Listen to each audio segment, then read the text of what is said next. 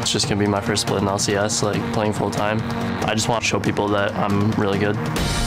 It's awesome to finally be back in the LCS. I just miss like playing on stage. This is basically like the next chance for me to prove myself as a player. We win because I'm a god and I will carry. Some teams will become, better at best of 3, or some teams will crumble.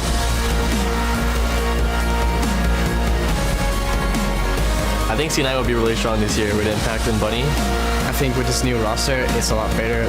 This split is actually the best split we're going to have.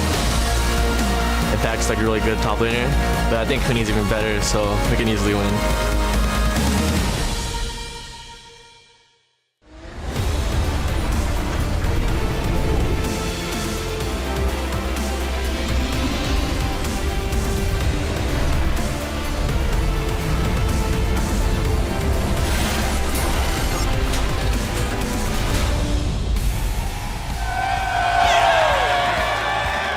Welcome, ladies and gentlemen, to the 2016 North American LCS Summer Split. Now, last night we kicked off the split with a bang, and today we debut our new dual stream format, show off our new battle theater, and introduce you to the rest of our teams. Our players are getting set up on stage currently, as you can see right now. Of course, we're going to have Cloud9 versus Immortals in our first series of the day. Meteos going to be back in the jungle for Cloud9 today. Our first NALCS MVP there, making his return to the stage. Hooney, of course, fan favorite there for Immortals, looking to come back strong after a disappointing finish to their split in the spring. And of course, newcomer Zig here for Phoenix One playing in the top lane. We've seen him in Collegiate as well as Challenger, so he'll be looking to make his stamp on the LCS, and Froggen leading the charge for Echo Fox. That LCS CS record in a single game to his name. Hello, everyone. Thanks for tuning in. I'm James Dash Patterson, and joining me today on the analyst desk, our special guests, Marcus Dyrus Hill and Mark Zimmerman. Gentlemen, welcome, first off, to the new studio. And how are we doing today?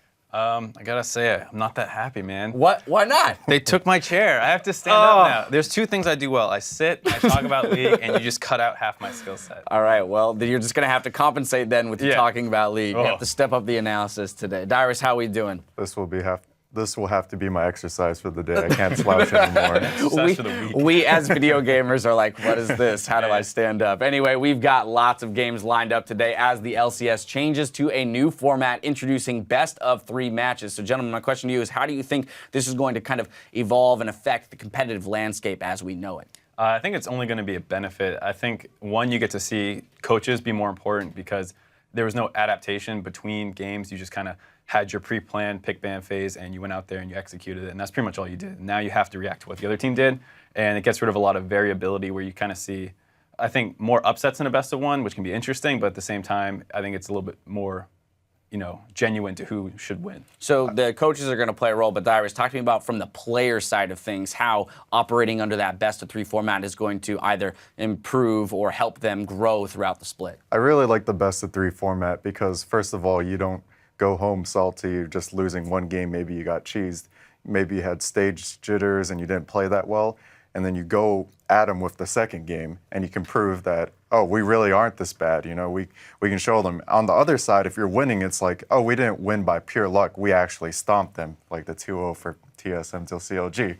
Or you can have the 2-1 with NV and NRG. Yeah, any and all results are either a little bit more definitive, just in that it's like, hey, over a 3-game series, you had to win at least 2, so it kind of puts a little bit more of a stamp on the victory and or the defeat that you suffer as one team. Of course, we got our first taste of the format last night in the Battle Theater, where Counterlogic Gaming fell to TSM in a clean sweep after returning from a strong showing at MSI. And last night, Dyrus let the Twitterverse know in no uncertain terms how he felt about that TSM 2-0. Dyrus, on a scale of 1 to smug looks, how would you have rated that game last night? No comment. I wasn't actually expecting this. Can you do that base again right now? I gotta prepare myself. Okay. Are you? But yeah, I mean, you look at this. God. Back here. We got a whole wall of no. Dyrus. I can't focus. Can we put that down? Oh my gosh. You're No one- blushing. You're Yeah, blushing. jeez. No one told me about this. We got to catch you up. We're going to keep you on your toes every once in a while, Dyrus. Well, TSM no doubt looked great last night, but they're not without tough competition in this league. So let's run through some of the teams that might challenge them at the top of the table. And I want to start with Immortals, that team that went 17-1 in spring split, had a somewhat disappointing playoff run, only snagging third. Right. I think the consensus coming in is that that fluke in the playoffs was just that. It was just a fluke.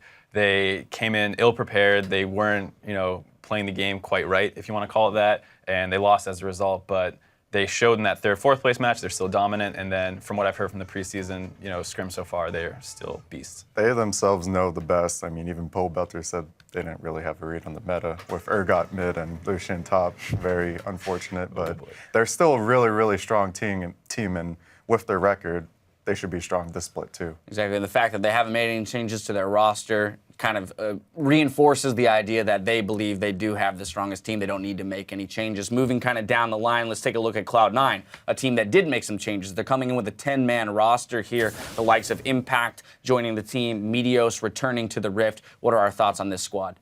To me, it kind of depends how much they actually use this 10-man roster. Like I know, Team Liquid, we came in at that point, all like 10-man roster, gung ho. We made some initial swaps and kind of rode it out the rest of the way. And it's, with the C9 roster, I think it has a lot more room to move people around. And so I'm really looking forward to see if they change anything up.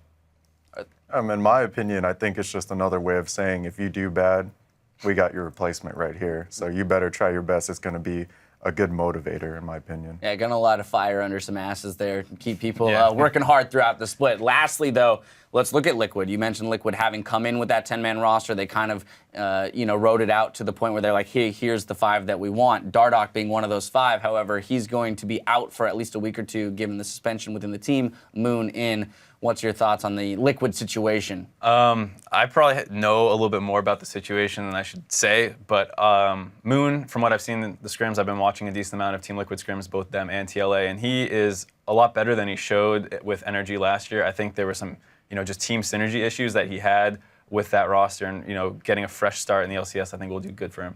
All right, well, we'll see how that team develops throughout the day. Last night, we got our first look at Envy in their 3-game battle with Energy, and today we'll see the other 2 freshman LCS teams on stage. So expectations for the likes of Phoenix One and Apex. Apex, a team that has a fair amount of LCS veterans on that roster, so a decent amount of experience coming into week 1. There are no newcomers to experience in terms of LCS. It's just more about how well they work together against other teams. They weren't really ever bad players. It's just more about synergy, and since they have experience, we'll see how they play in game. I think for me, the big thing for Phoenix One that I'm happy about is seeing Zig finally in the LCS. Like, this is a dude who probably has paid more dues than like anyone else in NA. Like, he was started way back in season 2 on what was it, Monomaniac or something? He's been around for a while. He's like the old Balls, where Balls was around in season 1 and 2, but never got really any recognition until C9 took off. Yeah, except it's season 6 from basically season 2. Yeah. Right. And we've seen Zig in the collegiate scene as well as in the challenger scene. So he's finally made it here, going to be looking to make his stamp coming out of that top lane. Of course, there's a fair number of solid top laners across the region, so he'll have his work cut out for him. Another factor, though, that will shape the state of the league this summer is that mid-season patch that we saw come in. We've got Dragon and Rift Herald changes. We've also, of course, got the Mage updates. So with all of this in mind, gentlemen, how do we expect to see, for example, these Drakes changing the way that the game is played? Well, it just means that early and mid game is more prominent, because if you let that go, it's going to hit you later on, especially with the Elder Drake timesing all of these dragons by 2. One of the dragons that appealed the most to me is usually Infernal Drake or Ocean Drake, because when you siege, you get the regeneration from Ocean, or Fire Drake, you just hit a lot harder. And when team fights get really, really close to that last bit of health, that little bit is what's going to push you over. Yeah, I think I'm very interested in how it plays out over the course of the season. We've seen like some weird games where you see like 4 Wind Drakes, and like it's just like, do we really want to even move that fast? Like, am I used to running that quickly? So the RNG factor that introduces can be interesting. At the same time, it's a little bit of like, I think Wind Drake needs to get buffed necessarily, so like all of them have an equal impact, but are just different. Okay. Now talk to me about the Rift Herald. I know that general consensus is that most people don't exactly know what to do with it yet, how much value to place on it, where and when to use it, when should we sacrifice maybe picking up a turret in order to pick up the Rift Herald, if ever. We heard people talking about it a little bit last night where when people do take it, they tend to win a lot, but it's a bit of a question of the chicken or the egg. Like, are they winning and they just grab it? And I think that's kind of the case. Right now, it doesn't seem, even though it's like very strong, but it's not worth trading the long-term team impact of a Dragon for because it really only influences that individual person for 20 minutes. So you would argue that the Dragons are probably more impactful, and so that's why you kind of see it getting ignored in a lot of games. Personally, I think it depends heavily on the champion. Like if you have a Zed middle, you can even give it to him and he'll split push. Right. But one of the champions that stood out to me with Rift Herald that people don't really play is Shen. Because with Shen, usually Vladimir was the counter to Shen. But with Rift Herald, Shen beats Vladimir, which is very, very weird. And it's a 20-minute buff, so it lasts for very, very long. It's very undervalued as a team objective, but more of a split objective where you can get the TP off first for your team. It's just a very, very valuable thing to have if you utilize it. That's some of the theory crafting that I'm really curious to see teams employ as we become more familiar with the way that this Rift Herald buff works. Can we find the champions that do really benefit from that buff? Right, you might see it's the kind of thing where you don't even need to change Rift Herald, it's just the top lane meta changes up and all of a sudden it's Jax, Fiora, Aurelia, and then it's like, okay, this is crazy, we need to get this buff. So. Right, exactly. Speaking of which, I mean, I know this isn't the top lane, but we had the Mage update come through. So, of course, we're seeing some diversity in the champions being played. Vladimir, as you mentioned, being one of the ones that's played quite a lot recently. Swain, either on the ban table or being played. And, of course, Zyra showing up as well. So, you know, with that Mage update, who are the, you know, big contenders that you see? And then how do you expect these teams to evolve playing around these champions? Because it still seems like there's some uncertainty as to how to deal with the likes of Vladimir and Swain. Since we don't really see scrims as much, I mean, I don't know if Mark here has, but I haven't. As for champions like Swain, the reason why Swain is so prominent is because he's very good against the current tank meta where it's Echo, Trundle, Maokai. Like Swain just straight out beats them in lane because of his sustain, and he's just a lot more ridiculous now. Yeah, just keep going with Swain a little bit. You know, Quas was a huge Swain. He's like probably one of the best Swains in the world, and I watched a lot of his scrims. And before the changes, what he always struggled with was kind of these different team situations where you need more zone control, and now with the Q change, you can throw it into a choke point. People can't walk through it as easily. In a 2v1, you now have a ranged farming mechanic. You can kind of throw that bird out, and so I think a lot of the changes weren't as much numerical as what he's able to do now with the function changes. Yeah, banned all 3 games against him yesterday. We'll see if he ever gets the opportunity to spring at that champion. Now, the increase in games also means we'll be implementing a new dual stream format as well, with matches played simultaneously across 2 different channels. You guys at home are welcome to tune into either or both to watch your favorite teams, but be warned, on the analyst desk, anything goes. In this zone, spoilers will exist. Watch at your own risk, and if you want to avoid spoilers, be sure to hit that mute button or check back with the stream when we're in game or at the caster desk. This is your last and final warning. When you see Dash, this face here,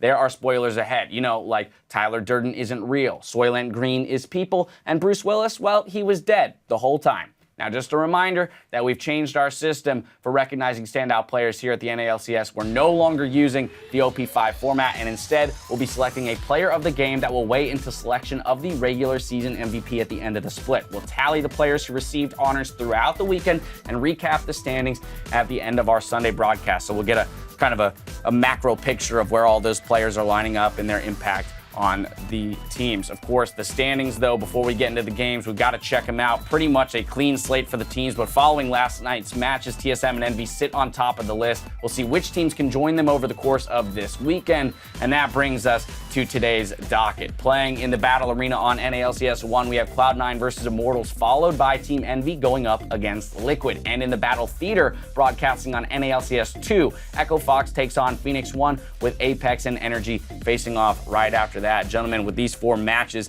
in mind, which are the ones we're looking forward to the most? Any key elements within the matchups that we're excited for?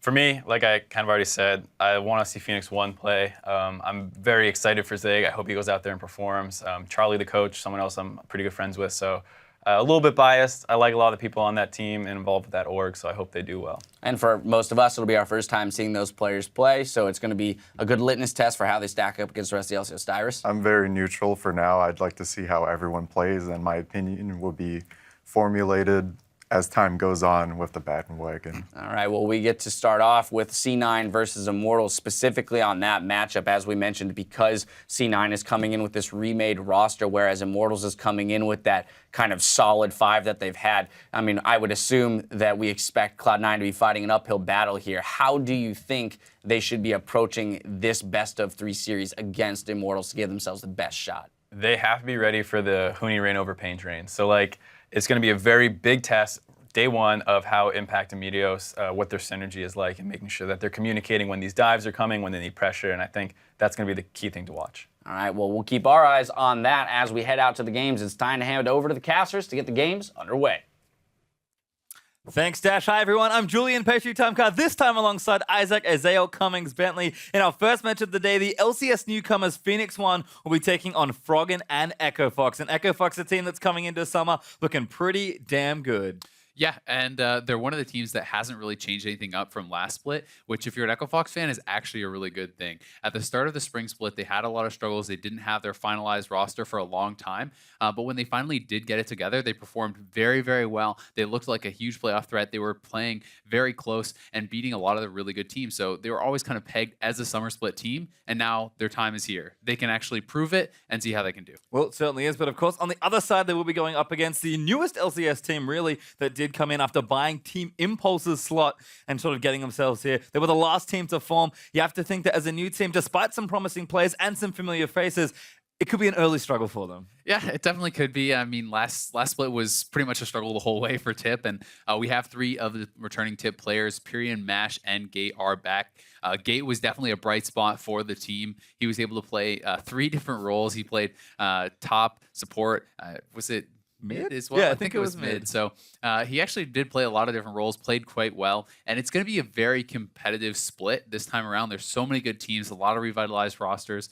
I know that Gate thought they could have been a playoff team last time around, and they are going to have to compete against all these teams in the middle of the pack. There's so many teams, you know, from 5th to 9th kind of standings, which are going to be fighting for those last 2 playoffs. Well, we'll see if they get the chance, but we've had a day to see the new best-of-3 LCS format, so here's Echo Fox's star mid laner on the subject. I think best of 3s are good. It gives more experience going into playoffs rather than just have a best of 1 and then you go straight into a best of 5. So I think for getting more experience, especially for new players, on Echo Fox we have 4 players that haven't tried to play in a best of series yet. So I think it's going to give us some really valuable experience. Well, great to hear from Froggen there as always, but the teams are getting ready to lock in their champion selection. So let's get into some starting lineups. On the blue side here, at least for game number 1, it will be Echo Fox, a team that's going to have a blazingly hot summer here. But let's check out their 5-man roster. In the top side is KFO, the jungler Hard, their mid laner Froggen, the Danish superstar, AD carry Keith, support Big, and as always, laying down the law from the sidelines, it's Coach Cobb. And their opponents for this game on the red side are going to be Phoenix One. It's going to be Zig in the top lane, Sentinel, their jungler, Pyrian in the mid lane. The bot lane duo will be Mash and Gate.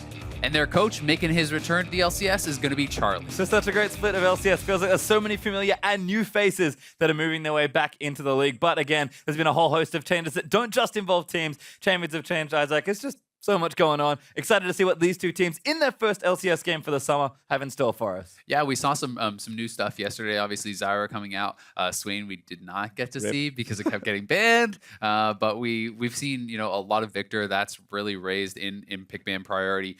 Vladimir has really been showing how strong that is. So I'm really excited to see how the teams are going to adapt and how it's going to work. Yeah, it feels like Froggen at least. He's old school player, been around for a while. Definitely knows his way around a few majors, but we'll see what the teams have in store as we are into champion select for game number 1. Echo Fox, as we said, on the blue side, P1 hanging out over on the red, and Kindred, no surprises there, will be the first ban, followed directly by Nidalee. Yeah, this has really been basically very, very standard so far. If Kindred gets taken off the table, Nidalee is soon to follow, and vice versa. These are the clear top 2 junglers right now. Players do not want to give one away if one gets taken off the page. Echo and Ryze going to be next 2 to get knocked off.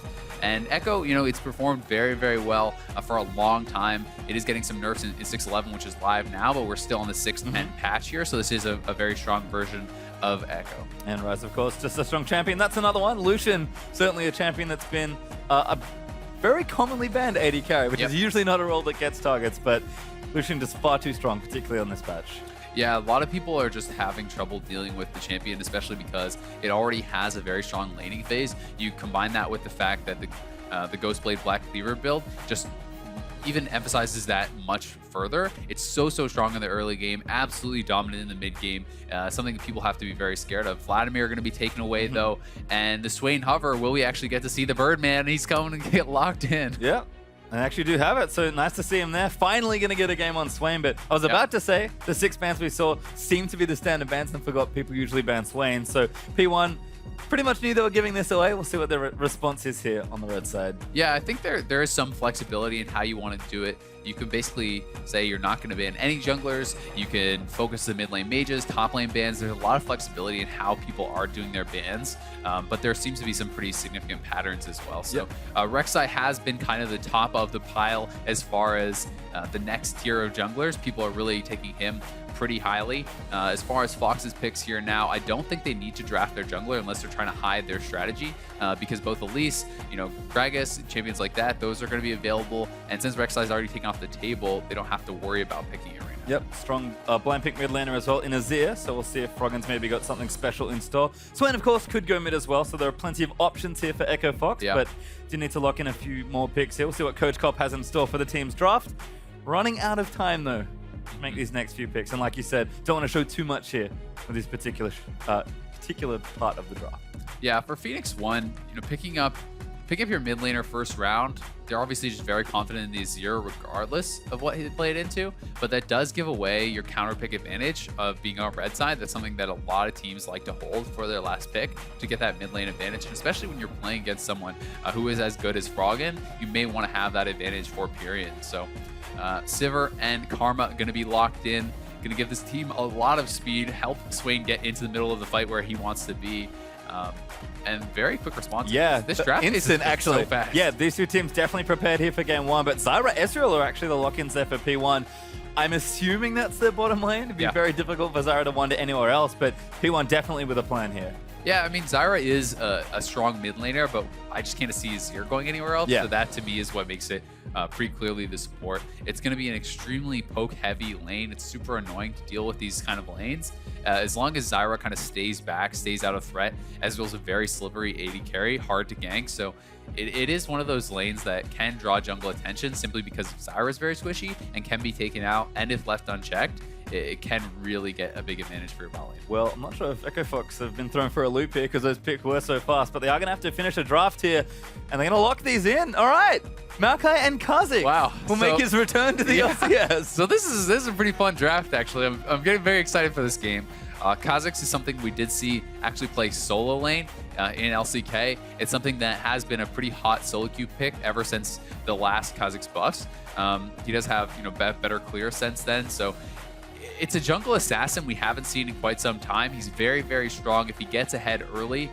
Oh, is it going to be? Oh, wow. I don't know if they're actually... Okay, yeah. I was like, are they going to jungle Maokai? Not yet. Yeah, not yet. The Kha'Zix definitely is a champion that has a huge snowball potential. It'll be interesting to see how they do build it. If you get ahead, you certainly can go full class Cannon Assassin. For competitive, we used to see Kha'Zix built more kind of conservatively with the tanky style. I'm very interested to see how hard he's going to build this, though. And obviously, Trundle, really solid top lane pick here for Zig. We heard the guys on the desk talking about how excited they are to see him play, and he's been given a very advantageous matchup with a strong early game jungler in Rek'Sai, so this is his chance to carve out an advantage for himself and make his mark. Yep, last pick's not too surprising or particularly elegant, but it will certainly be enough there for Zig in the top lane to maybe get some work done. Plenty of strong split pushing power there as well. And I like it already, day 2, you know, in only, 6 games in now? I guess there's another one going on, so we'll see what happens as the coaches shake hands after that draft. Oh, I always wonder whenever coaches shake hands, like, do they just like needle the other guy? It's like, huh, I didn't expect that, did you? That's in my head. That's what they're saying. Yeah, could be. Who knows? But either way, we are going to be heading on in. Certainly are. We're going to get down onto Summoner's Rift for the first game of the day. And as we go, tweet your predictions for who will come out on top in this one using the hashtag FOXWin or hashtag P1Win. This is quite a fun draft to kick things off here. Super excited to see how this goes. And Froggen actually going to get Swain, one of those big mage updates we talked about. A player that's been around forever. You expect him to be on top of these strong mages since all of the changes have come through. He's going to have a chance to prove himself here in game one, but that's true of pretty much all of P1 as well. Certainly. And one of the cool things about these mid lane mages, these new mages like Swain, like Vladimir, etc., they are great flex picks. So they first pick the Swain, but you don't actually know where it's going, right? This can be top lane, this can be mid lane, and that is something that does kind of add to its power. We're going to see Ignite taken here by Gate, so pretty aggressive summoner. Most players have been favoring Ignite. Big actually going to go with the exhaust, though. I think it makes some sense, certainly, but it's hard to find those really good exhaust targets sometimes for Karma against these players, because who are you really going to exhaust? I guess, the Azir if he dives in and so on like that, but it can be tough. Whereas, not having an exhaust against a Kha'Zix can actually be pretty scary if he does get going. Well, you can see that bird's been put down already. Empyrean going to walk his way around it. Froggen actually started with Corrupting Potion in the mid lane, usually a top laner item, but makes plenty of sense here on the mid lane Swain. It's definitely very good. Swain is someone who's going to want to have a lot of sustain. He's going to want to probably try to push it out base relatively early. I think just having the efficiency of that item early on is really nice. If you can get away with it in lane, then it's fantastic. You're never going to have to spend any more gold the rest of the game on your potions. Well, you can see it looks like maybe Echo Fox are looking for a swap here. I think they're aware that there are wards in that river, so they might have to go late. I'm going to start now. They are on the top side of the map, but I'm going to get spotted there by a nice red ward from P1. And that's actually not the safe side of the jungle anymore, so P1 going to have to adapt that early jungle pathing. Yeah, so there is a lane swap being done, and is going to be getting harassed here by Keith, because Keith is coming around. Neither team seems super sure of what the other was doing, and they're going to try to poke away at them. And now they do kind of have full information. They know what is up right now, and KFO is going to get caught out here and take some poke himself. Yeah, maybe not worth the 1 CS, but he does get it. He'll pop a charge of the potion and then go back home. So got a little bit of experience before the lane swap happened. Yeah, and the experience is the important part. You'd love to pick up CS if you can, but just getting that early experience is quite nice, because he wasn't double jungling, so he has to get something going. And big, I like this. Just kind of driving by mid lane. Empyrean will return in kind, and big poke damage on the back end at level 2 there for Azir. But Froggen, just a little bit of extra space, and big doesn't really need to be anywhere else right now. Might as well be annoying. Yeah, Karma also has one of the strongest level 1s in the game, because you do start with that mantra. You do start with your ultimate already, so going to be able to kind of use that as best he can. And there's nothing else for him really to do, because Keith is slow pushing it top lane. They want to be there for when it's going to crash into the turret, but it wasn't just yet. And they've actually set it up really well, so they're going to have a huge wave. All 4 members arriving at the perfect time, so pretty well done here by Echo Fox already. Beautiful stuff here, and you can see they're actually going to leave Kha'Zix to jungle. Hard will continue taking that top half of the jungle away, and we are going to get a pretty standard start here for both of these teams. I imagine Sentinel will take his red buff and pop his way down if he needs to, but I'm pretty sure there are 3 members in both of these lanes here, so should see that early tower push, and I guess it's where they go next is our first big question of the lane swap. Yeah, the standard kind of NA meta for this is generally you take 1 turret, and then you kind of just shake hands, you go the other lane, take each other's second turret, and it's usually a 2 for 2. Sometimes teams do try to make the adaptation and hold on, stop them from being able to do that, and you can try to defend, but generally it is kind of the safer option to just trade the 2 turrets for 2. Yeah, you can see Malco going to collect the gold and try and get the bounce here. KFO should have this all lined up relatively well, so that's going to be A-OK, although a few too many creeps there. You can see Zig, though, lining it up very nicely. Going to pull that wave all the way back and get as much free time as he can with the minions. Yeah, it was actually a pretty big wave stacked up that's going to be pushing towards Zig, which is definitely a nice situation for him. You can see mid lane harass still there for Froggen. Do, of course, have an isolated mid lane through all the lane swapping. Froggen actually doing a nice job kind of using that Q range we heard about on the analyst test to just zone Empyrean out. Normally Azir's the champion that outranges you, but Froggen with the Corrupting Potion doing a really nice job early on. Actually has about a 10 CS lead so far. Yeah, one of the really annoying things about Swain is with the old Q, you basically just had to walk back and leash it, and then you could go right back in. With this, it does maintain that zone control, and although it won't retarget you when you go back in, unless you get E'd, you can actually drop the Q on them, it'll go on them, then you wait, you E them if they come back in, and it'll retarget. So it's super annoying in the early lane. It's also fantastic at CSing. I believe it gets bonus damage, kind of like an execute damage on the Q to finish off minions. So that's one of the reasons it's so good at CSing, and one of the reasons Froggen has this big lead early on. Yep, actually going to force Pyrion back, who does have teleport on his ear. That's not a commonly seen option, but I guess decides that he does want the double teleport this time around. So grabs a second Duran and a dagger, moves his way back to lane, but Froggen now going to get his back in. I'm expecting something along the lines of a Catalyst here, because Rod of Ages has been a super popular item since the update, and there's the Catalyst. Yeah, Catalyst just works so well with Swain. Because the passive, you're basically just like feeding mana and health into yourself. So all the mana you spend, you get health back for, and all the damage you take, you get mana back for, which just allows his ultimate to go and go and go. His ultimate is already giving him health back from the mana he's spending. Now he gets even more, and he's in there tanking damage, which is just feeding him the mana and allowing that ultimate to keep running. And you can see the trade there. Froggen does land the snare and then just goes straight in for the damage. Happy to tank up a little bit of Sand Soldier autos because, yeah, he's got the Catalyst. He's feeling pretty good on Swain. We did have the most standard variation of the lane swap, by the way. KFO is actually going to take this tower down, so we will have 2 turrets apiece falling down relatively quickly.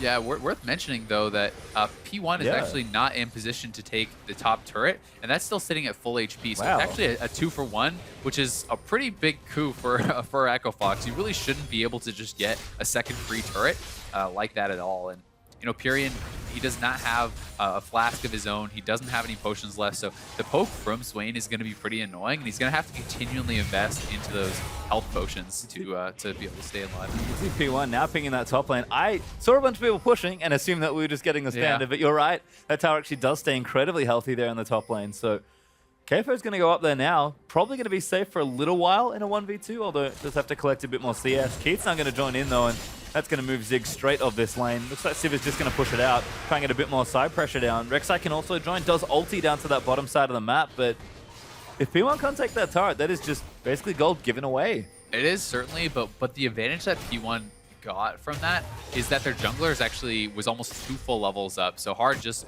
got a level there, but he's getting out-farmed pretty heavily, and a level 6 Rek'Sai, you really are not going to be too happy about that as the Kha'Zix, as a jungler that wants to snowball, that wants to be able to duel the other jungler, isolate them, and get that early game pressure. And because he has fallen behind on that, it's going to be tougher for him to do so. Look at this, 7 minutes in, we're going to go for this Infernal Drake. Echo Fox in a great position. They already see 2 people top lane. KFO can TP in if he needs to as well. So this should probably just be a dragon taken away with no contest here from P1. Definitely will, and another thing that Kha'Zix does excel at is taking these neutral objectives because they're permanently isolated. And look at the damage out on Pyrion. Like I said, he has no health potions. He's going to have to base pretty soon because if he gets caught in a W, he's going to be dead. And Fox may actually look for a dive. Yeah, you can see they're kind of in the area for it, but I'm going to walk past the pink ward. Do spot it though. Big gets the auto in on Karma. This blue buff just going to go over to Hard instead. So taking jungle, which is good. Sentinel though on the other side, hard farming as well. Might even look for something in that top half of the map. KFO though, level 4, he's feeling awfully vulnerable. Zig also has a lot of CS here on KFO and an advantageous matchup, even with the greedy build, picked himself up a call. So as he can cash in on these wards, that's how Phoenix 1 is going to look to carve out their advantages. You know, jungle priority, top lane priority, plus a really good matchup means that if you can actually isolate that, get the 1v1 between the Maokai and the Trundle, Trundle should absolutely smash it. Yep, and the gold does even up as the tower will go down there in the top side. Echo Fox trying this tier 2, getting good damage down, but Zig managing to defend for now. I guess the trade there in the end, assuming this tower stays up for a little while longer, is just really that dragon for that top lane outer. So P1, yes, a little late to the early lane swap, but they kind of make it right in the end. Yep, they do get the farm advantage. They give up the early dragon, so the teams know what they're trading for. I think it's pretty reasonable on both sides. You can make arguments either way. Pretty impressive advantage being opened up here by Froggen, though. Pyrion's actually really struggling, down almost 30 CS, now 30 CS. Is pretty brutal this early on into the game to be down 30 CS at 9 minutes in a professional level where you haven't actually been ganked. Is pretty rough. Especially in this situation because the mid lane has been isolated for so long. Froggen's just done a great job harassing. We've seen that multiple times when we popped to check in on the lane. That is actually going to force Pyrion back again, though. Does have his TP if he wants to use it once more. He is going to TP back to lane. He just knows he cannot fall that far behind. Yeah, he has to, and that's probably why he did take TP, because he just feels like, hey, this is going to be a rough lane. I don't really need the combat summoner. I just need to stay relevant and farm. And I think picking up the refillable potion here is pretty smart as well, because he's seeing like just how much he was struggling with that. Another thing that did give Froggen the advantage is they were actually able to take away the other team's blue buff. And so he got that blue buff. Now he's getting another blue buff. So he's basically never going to run out of mana, just spamming spells. Even if you avoid everything, the E is point and click. And that's going to get some damage with the EQ combo every single time. So it's definitely a bit of a rough situation for Pyrion because of that. Certainly is, and you can see Froggen goes back. He's going to waddle back to lane as well, so holds the TP for a potential play. And a sub 10-minute Rod of Ages is awfully strong in a matchup that Froggen is already excelling at. So we'll see if he can become the monster we expect from Swain, I suppose, given that he's been banned so often. But still early days here in this one. It looks like 3 members of Echo Fox. They're just going to move to this top left-hand side jungle, trying to apply some pressure, see if they can't find a catch. But Gate playing back nice and safe, going to sweep out that ward as well. Still, I do worry about just how much free time they're giving Zig. It's level 7 to level 5 Maokai. The CS lead is just getting worse and worse, and he's on a cult. Like, that's just getting worse and worse. I mean, they need someone bot lane to actually pick up this farm, so KFO is going to back. He's going to try to get over there and collect as much as he can, and we're going to have to see KFO try to make some plays, you know, use his TP, come in with the TP flanks and pick up kills that way, because in the isolated matchup, he's going to get smashed. Well, you can see actually Rift Herald started by Echo Fox, but Big's going to find the snare on Sentinel instead. Zyra, though, there to defend, so Echo Fox, very heavy objective control so far. Actually go for an early Rift Herald, something we weren't sure we were going to see. Yeah, they weren't able to actually pick it up, though, because they got detected. They didn't want to take the risk, so it gets reset and not going to be able to grab that advantage for themselves. But it would be nice, and it would help to even out some of these matchups. You know, jungle and top, they both have kind of fallen a bit behind, so it would be nice for either of those guys to pick up that buff if they can. Well, at this point, it just feels like with the gold being pretty close to even, P1 actually up about 500 gold now, but it's gone back and forth for the first few minutes of this game. Just feels like they've effectively traded 2 solo lane advantages. Froggen's winning the lane very handily there in mid, but KFO is definitely behind Zig there in that top side. So all things sort of even out. I guess, what would you rather have, a big Swain or a big Trundle? Because that's sort of what we're getting to now in the mid game. I think it really depends how it shakes out. As far as team fighting, I'd prefer the Swain. But if P1 can spread out the map and get these side lane fights, it's going to be the Trundle that makes a bigger difference. Well, looks like Dragon back in a minute 40, but people in the area. KFO, though, snared up, could be problems. They're going to go in onto Zig. Very nice flash out there from the Twisted Advance. Froggen actually going back in onto Pyrion, almost gets himself the kill, but KFO lives as well. So no first blood just yet. But Pyrion had to flash there in the 1v1. So while, you know, KFO did have to flash, wasn't really close to going down, this does give Fox the mid lane advantage, and they can try to get some damage down here, can try to shove it in. That's exactly what they're going for. Yep, because there's no real wave flare. Yep, Berserker Greaves Civ are pretty good. And with the Zero absent, like you mentioned, Zyra, I guess, doing some work there, but Echo Fox will actually give that up and maybe rotate bottom side now. Good ulti there from Ezreal. Going to spot them all coming, but I'm not sure he can stop this tower from going down. It's just Mash right now, although Azir is right behind him. And Echo Fox pretty far up here, so they do think better of it. They don't necessarily know that they want to tie themselves into a kind of all-in fight. If you do push up to that turret, you have the ability to get flanked by this Trundle. It's already pretty strong, and you know, the Azir coming in from behind with a shuffle could be pretty scary, so they're just going to play it safe. They do get some chip damage on both mid and bot. They're just going to go back to farming. Yep, looking to reset because Dragon back up in 35 seconds. Although right now Echo Fox going to steal them away. Another blue buff. Donate that over to Froggen. He does get it. So unfortunately for Pyrion, things are going from bad to worse in this mid lane matchup because he's been starved of his buff as well. Yeah, 3 straight blue buffs for Froggen. Great objective control from Echo Fox, and a lot of priority being put into getting Froggen ahead just simply because of this. You know, Kha'Zix has obviously fallen a little bit behind on the CS, but he's holding pretty even now, and he's spending a lot of his time making sure that Froggen gets these blue buffs, securing the objectives. The whole team is rotating for that, and they know how important this mid lane advantage is, and they really want to see Froggen get tanky and take over team fights. So look to see him pick up probably a Spirit Position next. You can see he's still holding strong in that mid lane, making sure no one comes through without being undetected. Forward's getting swept up by Echo Fox means they are prepping for this next Dragon. And they've started already, and it's another Infernal. Not bad. Not bad at all. And with both Rek'Sai and Trundle topside, they're going to look to trade the Rift Herald for this, but Fox has the ability to respond to this. It's not going to get taken that quickly. Doesn't look like they have any interest in doing so, though. They are going to back off, but 2 Infernal Dragons already for Fox is pretty huge. Yep. Really nice potential snowball opening up, but Rift Herald does go over. We'll give it to Zig, who's certainly got the champion in the lane for it, given how things are going early on. So we'll see if Toronto can be a nuisance, because he's got 20 minutes now at the buff, which is pretty absurd. And he already had the advantage in this matchup, so this just makes it that much worse for KFO. And this is Phoenix One's win condition, basically. They're up in gold. They've given up 2 dragons, though. You know, Echo Fox is kind of banking on the late game, on the impact that the Infernal Dragon is going to have for them, and also on the fact that Froggen can carry these fights, because they're investing a lot into him, and you can really clearly see the team's plans on both sides. For Phoenix One, they're like, okay, Zig, you're going to crush this guy, you're going to split push, we're probably going to do some 1-3-1 type stuff, have Pyrian clearing waves in the side lanes, have Zig smash in the Maokai, whereas Froggen and Echo Fox really are looking a lot more to group up, engage with the Sivarol, the Mantra Shields from Big, and have KFO just lock someone down and get taken out by this Kha'Zix and this Swain. Yeah, and I like it. Froggen finally gets a shop in, Swiftness Boots, and a Spectre's Cowl. So I suspect everyone's new favorite mid lane item, Spirit Visage, will be making yet another appearance. Yeah, and it's so good, especially when you're already outpacing your opponent. The Azir is just not going to really be able to do anything to him, not going to be able to push him back, and Froggen going to go down and say, thank you very much. 3 waves stacked up, so that sounds nice. I'll take it. And Mash is like, yeah, I'm trying to poke you, but I'm 3 levels down. Now only 2 as he does ding level 9.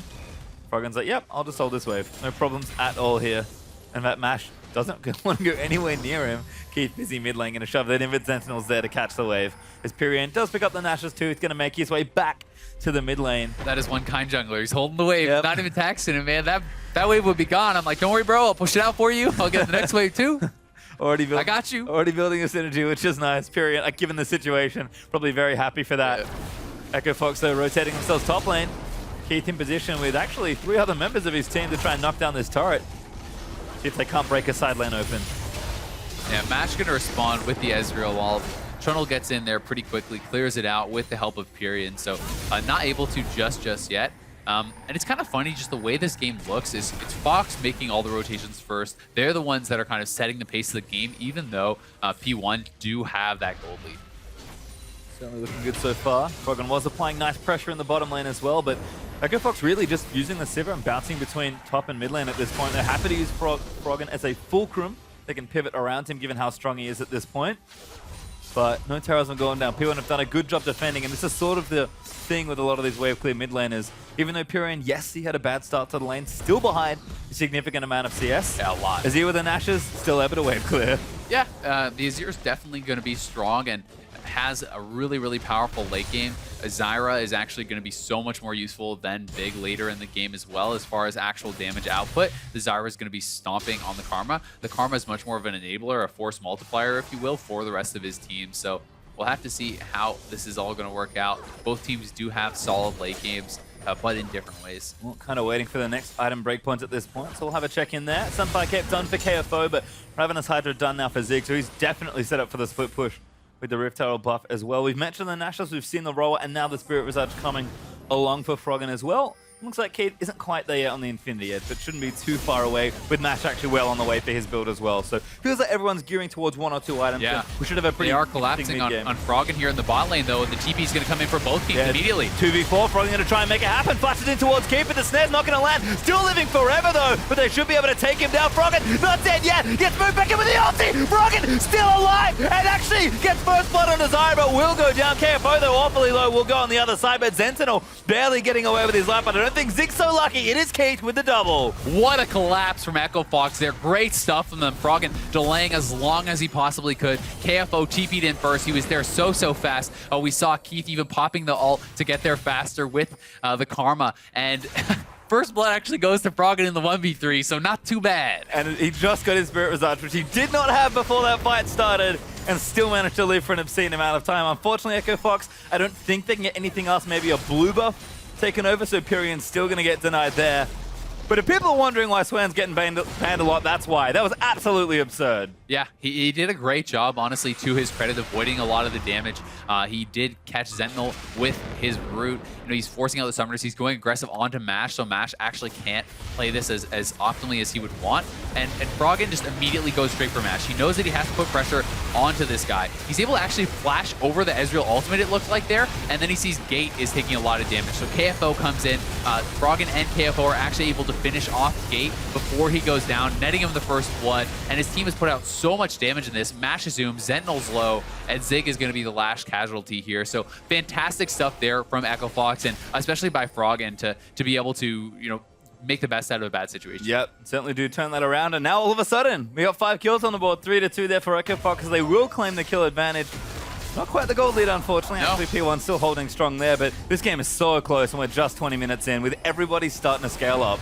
Yeah, so it is a Mountain Drake coming out next, another big one. Having already given up 2 Infernals as P1, you really do not want to give up the Objective Dragon as well, because this is just giving all the late game advantages over. As we're hitting 20 minutes, Baron's going to be up. They want to contest for this, and this is going to be the first true big team fight. A lot of summoners were blown in that skirmish in the bot lane, so we'll see who's going to make the first move here. I have to say, Fox really has the better 5v5 lineup at this point in the game, I feel. They'll look to try and abuse that, but P1 looking to get sneaky. But they're on top of a ward, so that's not particularly sneaky. Keith's going to pop the ulti, and that starts straight in onto Gate. Gate getting awfully low. Maybe going to go down and does fall to KFO, who's just tanking out the front line. Froggen looking for the flank, finds Mash as Maokai gets the double, and now Sentinel going to get himself chased down. The snare doesn't quite land, but the twisted advance wheel. Keith gets himself a third, and Echo Fox clean that up. Yeah, disaster for Phoenix 1 there, as Fox just absolutely crushes them in that team fight. They have the 5v5 squad. There's no way to escape the Sivir ult, the Mantra E from the Karma as well. They just get so fast into there, and although Gate did his best trying to counter-engage with his ultimate, was able to pop a couple of them up, it was too little too late. Ezreal cannot punch through the Maokai at this stage in the game. When Froggen came in with the flank, it was lights out. Yep, I'm going to see it again, because this was a wonderfully executed team fight by Echo Fox. Yeah, and they're going to focus right onto Gate. They know Zyra has a lot of damage to put out, but is not very tanky.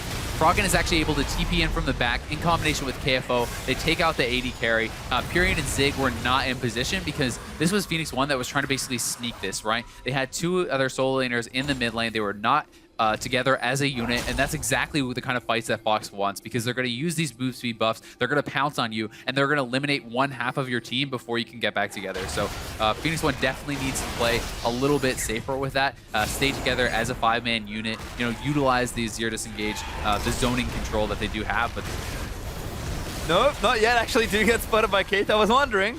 They were posturing for Baron, but don't quite take it. I mean, we can see the gold lead here. Echo Fox are actually not that far ahead on pure gold alone, and Keith may be caught. Pyrion going to go in for it, but an exhaust from Big now going to get locked down by the snare. Azir, though, is going to stand his ground. Big able to peel away, but Keith does have to burn the ulti to get away. And this tower looking maybe like it's under attack. Definitely under attack. Not too many minions there to keep this siege going, though. Another wave is going to come in, but with Froggen here, he should be able to clear this out pretty easily. The tower is pretty healthy. I don't really see it going down. Yeah, Froggen almost just going to face tank up some of this poke. Ezreal not really doing too much. Able to clear that out very comfortably. So Echo Fox, clean hold there on that mid lane turret.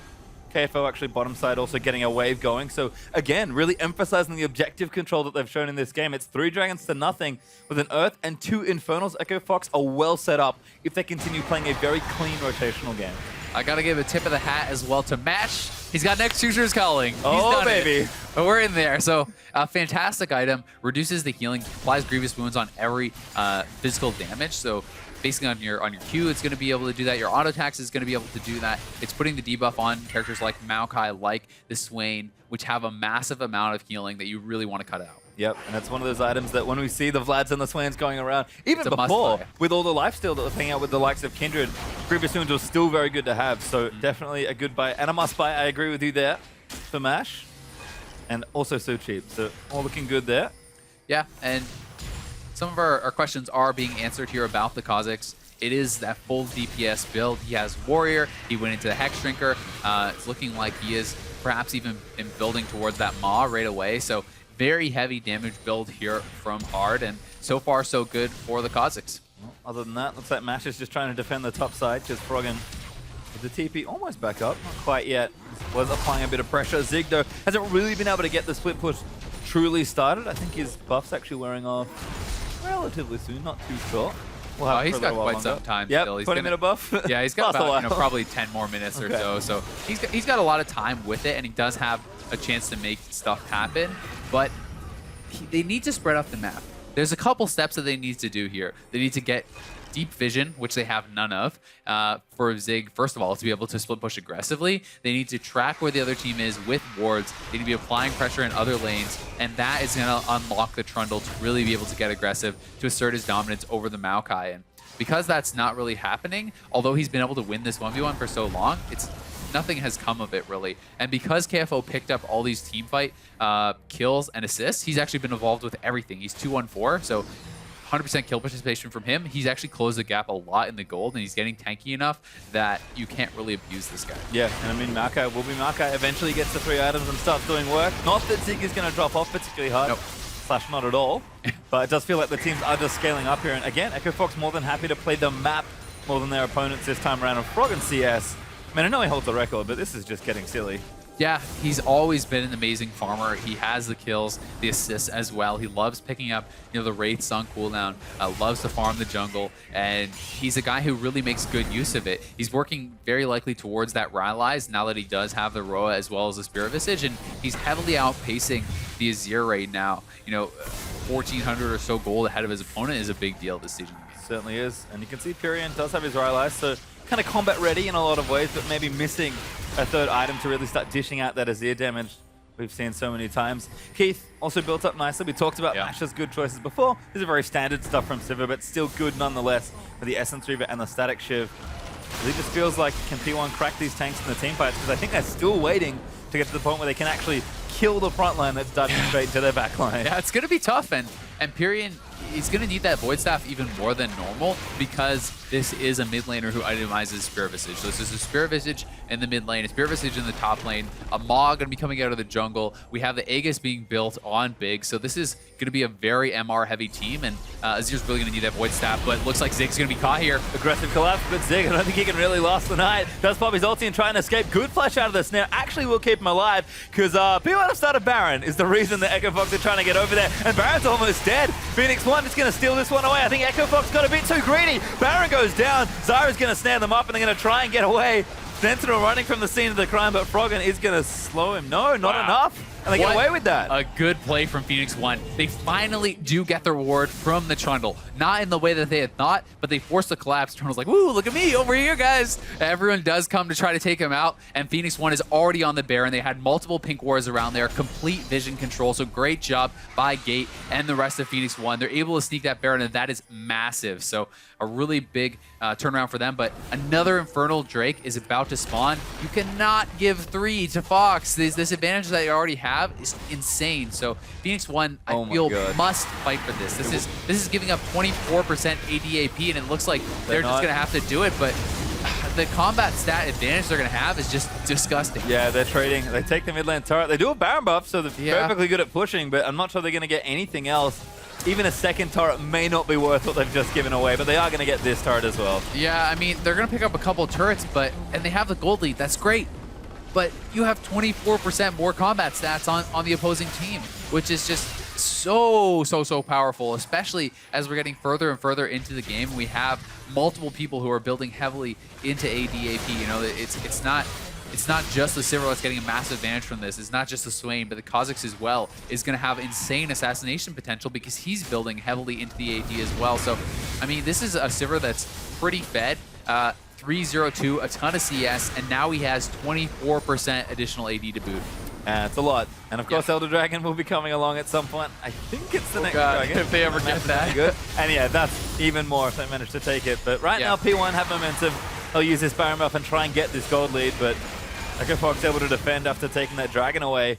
And P1 kind of made it, I'm going to say, a semi-all-in play. They say, you know what, we're going to trade for this thinking we can get enough of a lead that your 4 dragons will not matter. And that is a bold statement. It's definitely a bold statement, and it's kind of painted themselves a little bit into a corner. A little bit of bad luck, you could say, with the triple Infernal for sure.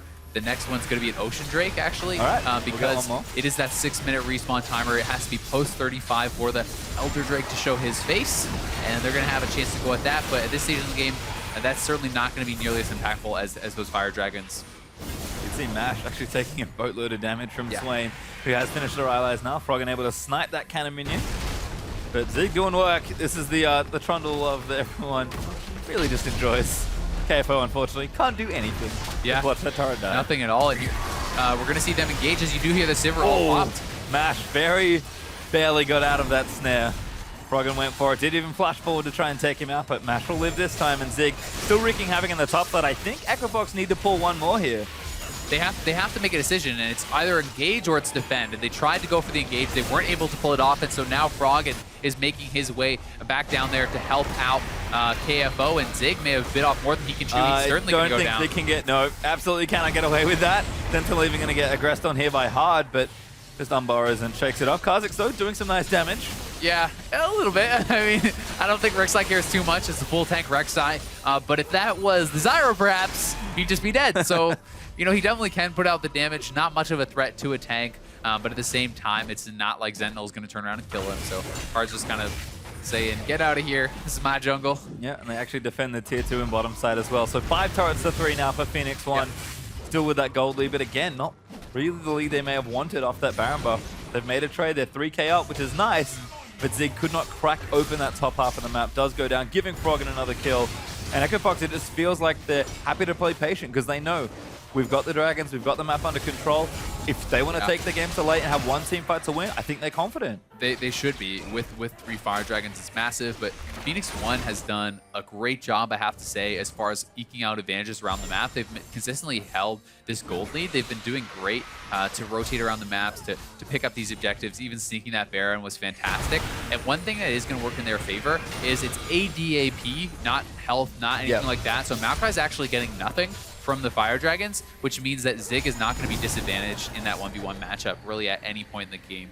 He may struggle to fight Froggen 1v1, but he probably will not have to have that matchup. So if he's able to continue split pushing against the Maokai, they can still continue to try to carve out advantages for themselves, and that's really what they're going to have to do as you see Zig down in the bot lane looking for this inner tier 2, and no one really there to answer. Yeah, Zig is becoming a bit more than a nuisance at this point. Spirit Wizard, Randuin's Omen, and the Hydra all done.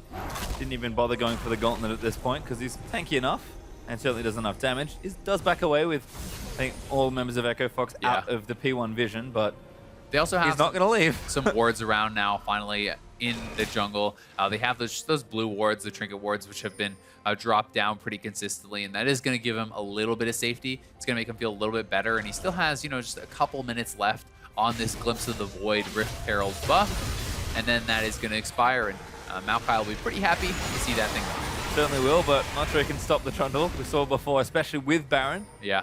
Wasn't too hot, but EchoFox, I think, starting to realize that, you know what, we've got 3 items on the Sivir. Keith does now have the Infinity Edge completed. Buckets on there for Karma. Like, they've sort of got all the pieces. Dragon up in a minute 5. They're going to look to force a fight and try and close out the game, and P1 would be smart to pick either the right fight or just keep split pushing.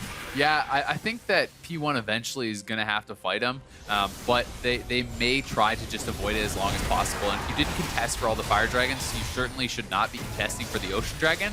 I really don't think it's that important at this stage of the game when you've already given up so much. So they need to pick their moment. I don't think this is it just yet. And especially when you have squishy characters like the Zyra, the ricochet bounces from an Infinity Edge Sivir are so deadly. Especially one that's been boosted by some sweet dragons as Sentinel just makes his way over the wall with the tunnel. Baron is also coming back up at a very similar time, so P1 splitting the map pretty effectively. EchoFox do have to decide which objective they're going to try and fight over. And the waves are pretty in the advantage right now of P1. And I think that if Fox commits too heavily to the Dragon, we may see P1 either try to make a mad dash for the base as the top lane wave is building up pretty heavily, or they could go straight for Baron and try to trade for that as well. So Fox sees this happening. They're going to have to back off, not go for the Dragon just yet. They wanted to keep the base alive. Yep, happy to be patient though. Don't need to take it anytime soon, but do need to watch that top half of the map and certainly their structures.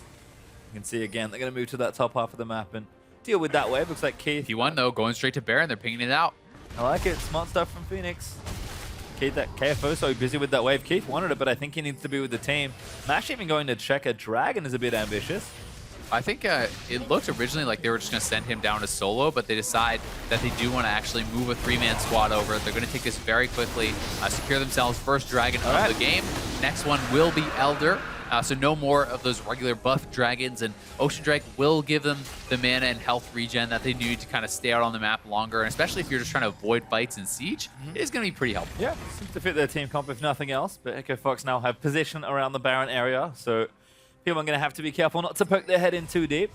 Yeah, and this Azir is becoming pretty scary. He's completed his Void Staff now, actually surpassed Froggen in farm, so Pyrion's quietly been farming away, doing a good job of that for himself. We have a 3-item Ezreal as well, who does have that Manamune, or Muramana rather, active now, so he's going to be pretty scary, and a lot of damage being built up here from Gate. And as we talked about, Zyra heavily outscales the Karma support at this stage in the game. He has a lot of spell pen. He has enough AP that the plants are actually going to be very impactful, and people have to pay attention to that. They have to be scared. Even though he is a support, he can still isolate and take down people like Keith, like Hard, and even a lot of damage on the Frog. Yeah, it's part of the reason why Zyra's been picking up a little bit in the support role. We saw it yesterday from Kiwi Kid. Almost made it work, but couldn't quite move that last game out to win for the side, unfortunately. Echo Fox though did win on Zyra though. Oh, did win on Zyra. I believe so. Yeah. I forgot. I think, yeah, I'm pretty sure that was Oh yeah, you're right. Yep, they won. I remember. I called him Carrot Kid. Now I remember. Yeah. Echo Fox charging down mid lane. I think Froggen likely wants that 4th item, which I'm assuming is a Zhonya's, given the Fiendish Codex in his inventory. But unfortunately, Zhonya's a little awkward to buy now. So gonna have to go back and finish that off whenever he has the gold for it. But again, stuff on the map to deal with means that Echo Fox have to constantly check the Baron. Do have the vision right now though, so probably safe as Sentinel moves over a pink ward, but it's gonna ward back. They also have to constantly check the Trundle. Yep. It's gonna be going for their turrets down here in the bot lane. And one of the nice things about not itemizing Sunfire Cape is when it's a low damage champion like Maokai, you actually just ignore them and right click on the turret, and the race becomes, the Maokai doesn't attack you. He attacks the minions to try to get help from the turret. And you don't attack the Maokai, you just attack the turret. So these guys are just trying to ignore each other, and it's actually the correct play. So Zig now gonna back off though as things are kind of heating up around Baron. P1 has lost vision control on the Baron, and they are getting a little bit antsy, so I think they wanted to just kind of prepare for that, have Zig buy up, make sure that he's fully ready for any team fights that he may have to TP into. Model reminder done for Mash. Don is now done for Froggen, and all the teleports are up for both teams, so definitely a big fight sort of been brewing here for the whole duration of this game. It felt like Echo Fox were gonna maybe find a way in and just keep control of the map the whole game long, but P1 have done a great job getting themselves a lead here. But I think now 36.5 minutes in, despite the fact that P1 are still up in gold by 3k, that lead's held for a while. I feel like the game is very even based on current composition and items. So this big team fight's going to be awfully big. I am really kind of a little bit confused though that Fury just picked up a GA on Zir. I would have expected him to continue building damage, work towards a death cap. I guess he is really scared of being assassinated. This could be a nod towards the Kha'Zix, who, if the Kha'Zix does get on top of him, you know, Froggen flashes in, just EQs, and then Kha'Zix flashes on him, he could just be dead. So I guess that's what he's worried about. But I am scared for them when he has to be someone who really punches through Froggen, who really punches through KFO, because the Ezreal is not going to be enough to do it on his own. They need to have a huge damage threat from Pyrion, and the GA is going to slow that development. Well, this is adorable because Echo Fox have been trapped on the other side of the map now after that Sun turret. And Echo Fox are just saying, all right, push our base, we'll start Baron. Like, okay, I don't really want that trade as Sentinel. Going to get himself caught a little, but he's very tanky. Yeah, Checks off most of that damage. Very tanky. He can check with the Prey Seeker. He has that kind of echo vision as well. So definitely a lot of ways to check that out. But Froggen looks like he wants a fight here. Oh, Mash forced to flash out. Good snare there from Froggen, but he doesn't quite complete the kill. Zeke, in the meantime, is still running interference in that bottom lane with KFO trying to do something about it. Keeping the tower up for now. Echo Fox just need to hold this for as long as they can without getting anybody killed. And this is really scary now for P1 because Mash is an AD without a flash. You have flash on KFO, you have flash on Hard, as well as Froggen. So they can kind of dogpile in onto this Ezreal. If Maokai wants to flash root him, they can all just flash on this guy, and there's nothing you can do. Yeah, and you can see almost a double proxy wave situation as both teams are continuing to play on the enemy side of the map, but Baron is so important, and even Dragon's actually up in a minute 25. This map's getting awfully crowded. It is, and top wave as well. P1 always diligent about the waves. They always seem to be pushing towards them. That has been their saving grace in this game, because someone's going to have to eventually answer that wave. That's going to mean bot lane turret is given up to Zig, as Maokai knows he has to deal with this before a potential Baron fight, and he's actually looking for the TP. He's going to go in. Yeah, they're going to try and do something here, but Matt gets himself over the wall. Gate, though, not so lucky. It is going to go down to hard. Echo Fox get the pick they want, but they kind of have to keep running towards their base. Yeah, they do. They need to answer the waves, but still, they get a free pick. One saving grace is no one else does go down for P1. Zig did not waste his TP. He saw that his support was going to die. Gate didn't blow his summoners, nothing like that, so they have everything active, but the death timer is running, and P1 needs to react to the Baron. They need to get there in time. Here comes the TP from Zig. Yeah, they're going to try and fight for it, but Froggen's also back on the way. This could be close. Baron is getting awfully low. Zig in the area, and it will actually go over to Echo Fox. Zig now cut off from the rest of his team. P1 just walk away from the area. Yeah, bit of a mistake there from P1 for sure to not be in place for that a little bit earlier. You had to expect them to go straight to the Baron. After they didn't respond to that bot wave, the bot wave is just sitting there. No one's actually really answering that. You have to know that there's something going on. What else is on the map? It's the Baron. So I think a bit of a ball drop there for P1, but a great play from Echo Fox. You know, the pick on Gate is allowing them to do that. And now it's going to be all about Elder Dragon. Yeah. While the Elder Dragon isn't as incredible for P1 because they don't have a lot of buffs that are going to get doubled up, you cannot allow a team that has 3 Infernal Dragons to take this. They must deny it from their opponents, and Echo Fox knows this. Yeah, and for that, P1 have actually started it, but Elder Dragon takes so long to kill. Yeah, it's as tanky as Baron, and they're going to have to pull off for now, but they cannot allow Fox to get this. I think if Fox takes this, they're going to end the game with it. It's just so many stats in addition to everything they already have, including the Baron. Fox doesn't need to go for it, but P1 cannot afford to give it up. Yeah, it's only a 2-minute buff, as you can see there, but that's usually enough to finish the game. Fox have got fresh shops in as well, so this is a real tense moment here. 40.5 minutes in, this game's going quite long. Teams have danced around the map for the whole duration of this first game, but it feels like it's coming to a close, and Echo Fox know they can claim this Elder Dragon. That's likely a game win for them. Yeah, it's going to be so hard for P1 to hang on, but they do have good wave clear. The Zyra is kind of a second mage now for them. They have a very strong Azir. They're still in the gold lead. They're still certainly in this game, but it looks like Fox wants to come in here. Siveralt's going to be popped. Trying to find another catch. It's maybe Zig that they can get here, but Pyrion actually on the other side. Are going to try and chase him down. They're going for it, but a great pillar from Zig will disengage it. Hard just lands a slow, but it's not enough. Yeah. And it's actually so bad when you have a GA and you get caught out like that, because you're not just giving up the one death, you're giving up the whole point of having your item. So it's like you effectively lose your life and then you just lost the whole item practically too, which is so brutal. GA is not particularly efficient when you don't have the passive up. As Echo Fox going back in for it. KFO looking for a target, but can only find Sentinel, who's far too tanky to be engaged on. P1 though are getting kept out of this dragon area. Yep. And Mash sees this big lane wave building in the top, so he tried to answer it with his ultimate. Wasn't enough to thin it out, and eventually someone is going to have to go up there, but they don't have TP, so the longer Fox keeps them around mid lane, the better it is, because top lane and bot lane are both absolutely massive for Fox, and they're going to be pushing hard towards these tier 2s. Yep, Echo Fox done a great job keeping these waves pushed out on their favor for the first time sort of in this game. And that is an absolutely monstrous wave you just tapped over to. There's like 4 or 5 Phantoms in the bot lane. It's just a disgusting wave that'll absolutely slaughter the turret once it does get there. So Fox is going to be starting up the Dragon, and P1 have to respond to this. They must make something happen. When will they pull the trigger? They're actually doing good damage to it. This Dragon getting way too low. Echo Fox needs to get over there. Going to try and move him, but Keith, I think, a little too far forward. They need to go for it, but Echo Fox going to start a team fight. They exhaust on a Zig and try and chase out Sentinel. Froggen dodges out the Zara ulti with the Zombies, and he's healing so much in the front side. KFO taking up everything, and Sentinel's going to go down to Froggen. Elder Dragon still aggro, but it's 5v4. Yeah, P1 was so split. They had a squad of 3 and then their 2 tanks. They must try to continue fighting for this, but they're going to make the call. They're going to back off as their jungler is down, and the Dragon buff is going to be active on Fox. They're going to be so ridiculously powerful. Mash steals away the blue. I mean, at least it's something, right? It's the moral victory. Better than nothing, but the damage that's coming out of these carries is absolutely off the charts here. Echo Fox, just watch this turret if it starts getting autoed. And there's the TP, they're going for it. Keith wants it. This turret is not long for this world. Froggen straight in for it, gonna look for a carry. Mash again has to shift out of the way.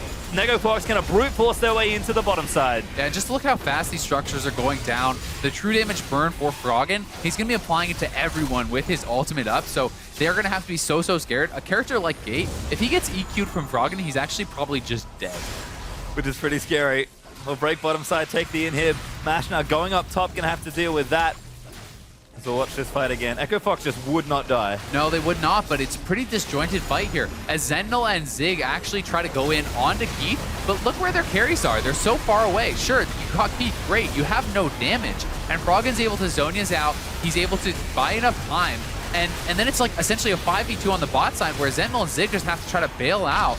And this is poor positioning from Phoenix 1. Mash came over to the Dragon so late. Pyrian and Gate were both like, they're all together in this 3-man squad without their tanks. They need to be having an established front line, use Sentinel to buy time, allow Azir and the Ezreal and the Zyra to get their damage out, but they failed to do that. That gives up the Elder Dragon. And again, there's almost nothing in the gold lead in this game, but we're so late in that it really just feels like that it's the buffs and the compositions that matter a lot more. And right now, Echo Fox absolutely have the league with Elder Dragon and 4 dragons to back it up, including 3 Infernals.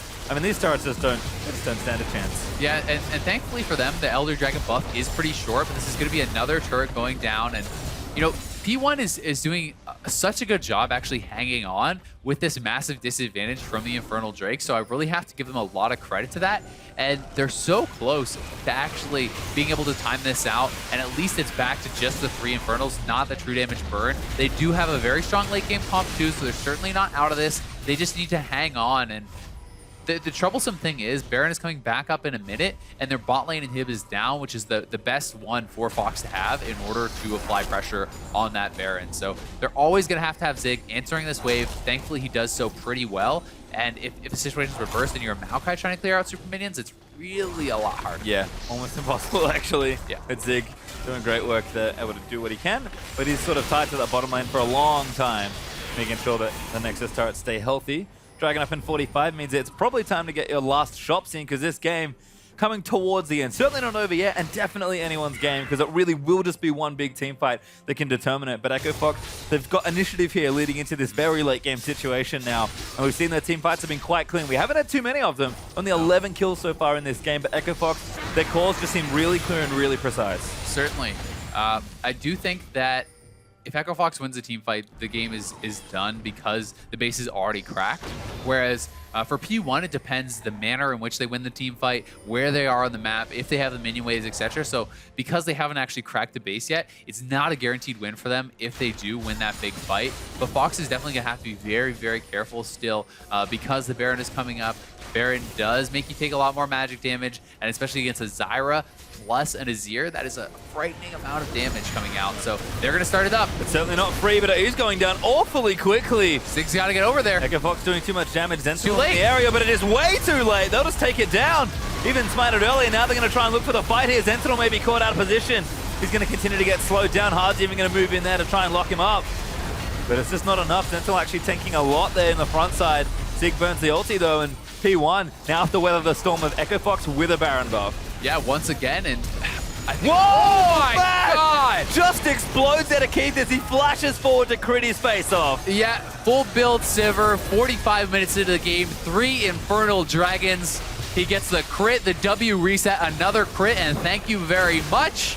Fox is going to wander on into the base, and this very likely is going to be the end of it as Keith just deletes Mash and says, nope, this game's done. Yep, Eddie Carey making the big plays there, and Mash gets wiped off Summoner's Rift. And with the Baron buff, Echo Fox will move in to claim game number 1. This defense will have to be miraculous for Phoenix 1 to hold on to it. One Nexus turret down, another's going to fall. Pyrian's going to move the ulti out as Echo Fox just going to try and take down the Nexus, and they will do so in style. 47 minutes in, but they keep control almost the entire time. Yeah, fantastic stuff from Echo Fox. The objective of control was what was key for them that game. Phoenix 1 actually looked really good themselves I think, for the most of that game. Where they fell short was the objective control, especially, you know, late game. It's hard to forgive giving up 2 Barons without contesting 45 minutes into the game. You have to know that's where Fox is going. You have to be in position and be ready to actually contest that. And they gave up both those late game Barons really without a fight, showing up too late 2 times in a row. And that's what really cost them the game. And it just felt like The whole game long, Echo Fox had objective control. Clean rotations, great collapse with the teleport, using all of the resources effectively. They were behind in gold by a lot of that game and didn't win by a whole lot of gold by the end of it, but they just absolutely won the map, and that was enough for them. Certainly, the Infernal Dragon's helping Echo Fox a lot, but that's something in this new meta, you have to be able to adapt to it. If it's a really important dragon, you have to have your composition crafted to allow you to fight for those, and you have to be in position to react to it. Well, pretty clean there, but for more on the Game 1 thumping, Fox just handed Phoenix one. Let's check in with the analyst desk. Follow that up with 2 Cloud Drakes. A lot of us were, we're sitting here saying this seems pretty, they're sitting pretty, as they move through. Of course, now we're going to welcome our Echo Fox and P1 viewers as they come in. We're talking right to the wave, like, hello. Hello, guys. As we're talking about Immortals' first victory over Cloud9 on the initial victory of the day. Continuing to work through it, Cloud9 with those 4 dragons, as well as very quickly into the series, pretty well looked like might be a game-breaking moment. Jensen picking up a quadra kill 23 minutes into the game. That's when you say all the gold just went onto the right person if I'm Cloud9. Yeah, I think this is one of the defining moments in the game. It was a very early Baron call. They had really only killed the Caitlyn, and they're not that tanky. And C9 is able to collapse on this Baron attempt, and Jensen plays this fight just immaculately. Everyone else is always the focus until right about now, and he's still able to clean up all the kills, push the LeBlanc off him. He just played this fight super well. And when all the gold goes onto Azir, one of your main damage carries after Sneaky, it's just really, really good as long as you don't get caught and as long as you don't get screwed over by the tank line. Right, he got caught. But he got caught. I mean, it's a good. I mean, it's a valid point to bring up, right? Which is because again, you would look at that and you'd say, if Cloud9 at this point plays it out properly, they should pretty much walk away with this game. They've got the gold on the right person in that Azir. Caitlyn is still powering up, sure, but if we can get our tank line and Gragas and Rek'Sai out in front of them, we should be able to kind of push through and take the objectives one by one. Immortals, though, finding their windows of opportunity to get those Ashe ults out and kind of capitalize on small picks here and there and snowball the game to victory from that. That was pretty much the story of the game after the double TPs. After they finished pushing bottom, C9 was already in position in the enemy jungle where Turtle got caught, and then they kind of took turns where Sneaky got caught, Turtle got caught.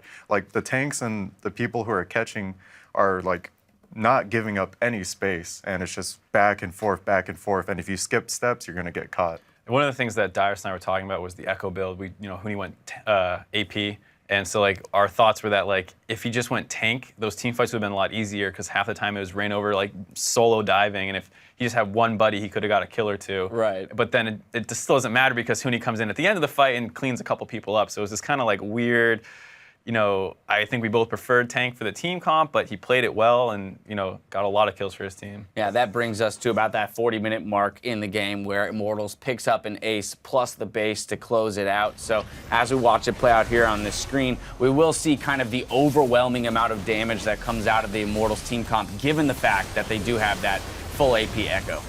Yeah, I mean, it's crazy. You just see the Olaf go flying in to finish off the Gragas there, and he's still just going in nonstop. And this is a time where once the front line is down and on the retreat, there's really not much you can do to stop that Olaf. He's just going to be a freight train running right at the rest of the team. And one of the benefits of AP Echo right here, you just see Sneaky get one shot from 80% HP. It's pretty crazy for late game. Yeah, it was one of those moments where you're looking at Jensen Sneaky and just saying, man, I feel so bad. They didn't even have a single moment to kind of turn and unleash the damage potential that they have, from their 2 champions. But well played by Immortals picking that up. That is going to, of course, take us to our player of the game. That's going to be awarded to Wild Turtle in this series. Again, Wild Turtle, and we've spoken about him throughout the previous split, really stepping up within this Immortals roster, operating smoothly behind those frontliners that he has and putting out consistent damage for his team throughout the split. Yeah, I think a lot of those fights all started with pretty critical Ashe arrows. He wasn't airballing too many of them, so the team fights would have gone a lot worse if he just kept missing them and they had to try and pick it up from there.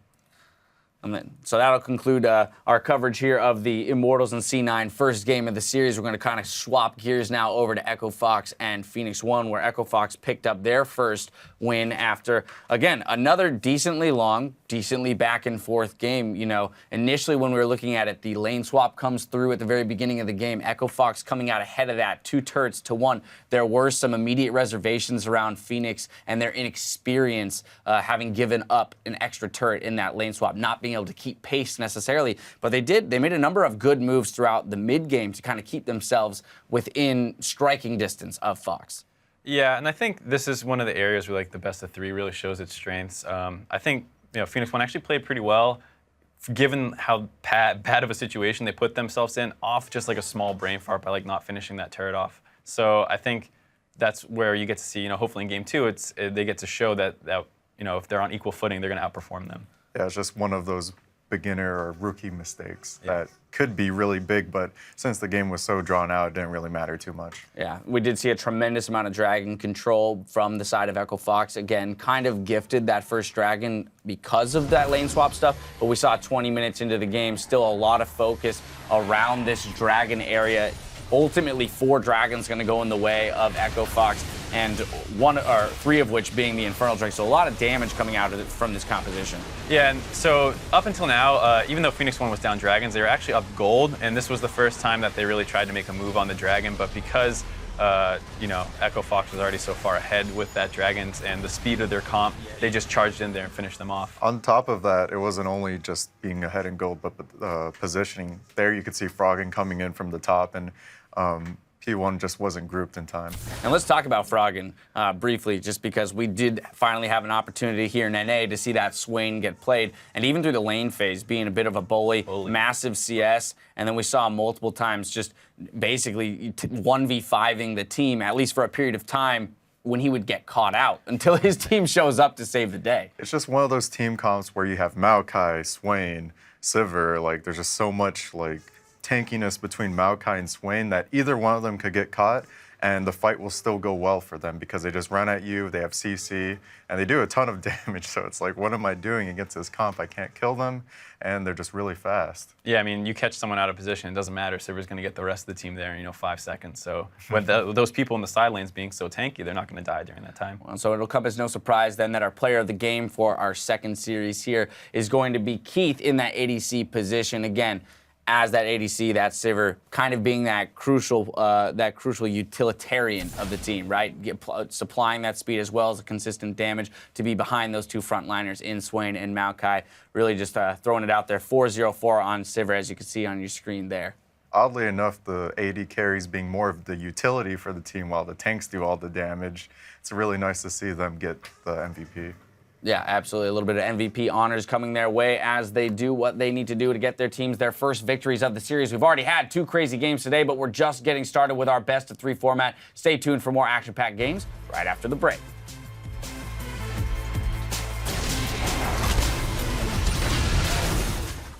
저번에는 제가 영어를 못해가지고 좀 오더도 잘 못 듣고 막 약간 TP 타는 그런 각도 좀 늦게 타고 약간 그런 게 많았거든요. 근데 지금은 바로바로 탈 수 있고 저도 이제 3개월 동안 프로 생활 했기 때문에 이제 대충 알죠.